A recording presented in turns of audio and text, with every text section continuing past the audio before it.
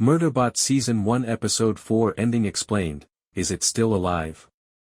Murderbot had a few moments after being infected with the Battle Override module, during which it both recognized what had happened and determined that stopping it was the only option. Since the Battle Override module was almost finished downloading, Murderbot's sole opportunity to stop it from killing the humans in PreservationAux was to be killed. But as soon as it saw Mensa wouldn't shoot it, it took her rifle and shot itself in the chest. Murderbot shot itself in the chest, but it is offline and severely injured but not dead. Murderbot also shoots itself in the chest in all systems red to prevent the Combat Override module from taking control. When Murderbot awakens in its cubicle following major body repairs, the narrative abruptly jumps to the following chapter. Maintaining AUX removed the Combat Override module, had Murderbot fixed, and returned it to their habitat. In addition to saving Murderbot's life, the process allowed Gurathin, David Dastmalchian, to examine its systems during the SecUnit's outage. He identifies Murderbot as a rogue construct after finding the compromised governor module that makes it follow commands. In Episode 4, Murderbot's, Alexander Skarsgård, life was in jeopardy due to yet another cliffhanger conclusion in Apple TV Plus' Murderbot, and it's unclear if the SecUnit survived its hasty choice. In Murderbot Episode 3, after being ambushed by another SecUnit, Murderbot was attacked with a combat override module that compromised its system and would have caused it to murder the other Murderbot protagonists. In order to stop the hack from pushing it to kill PreservationAux members, Murderbot chose to shoot itself in the chest even if the combat override module obscured its traces.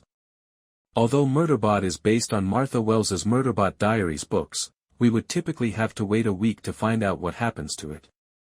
Although the Apple TV Plus series hasn't always been true to the novels, it has so far addressed the majority of the main plot points of all systems read.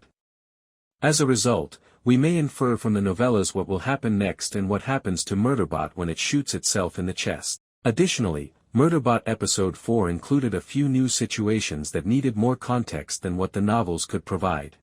Why did Murderbot shoot itself to save PreservationAux? Although Murderbot saved PreservationAux's life by shooting itself in the chest, this choice resulted in numerous problems later on. Since Murderbot has stated that it wants to kill people without distinction, some viewers might find it hard to comprehend why it would be prepared to give up its own life in order to stop the killing of people. The simplest explanation is that Murderbot detests being made to perform tasks, and it detests being made to commit murder even more. Shortly after describing the Combat Override module, Murderbot exclaims, "Fuck that," and expresses intense guilt for the Ganaka Pit massacre. Murderbot's decision to shoot itself makes sense just based on that. It did not want to lose control of its own body, nor did it want to commit another massacre and kill others.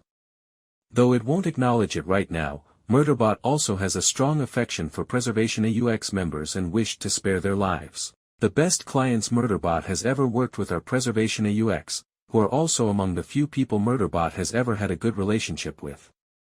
Although it may wish to murder people, it is not interested in killing these people. Why the other SecUnit wanted Murderbot to kill PreservationAux explained.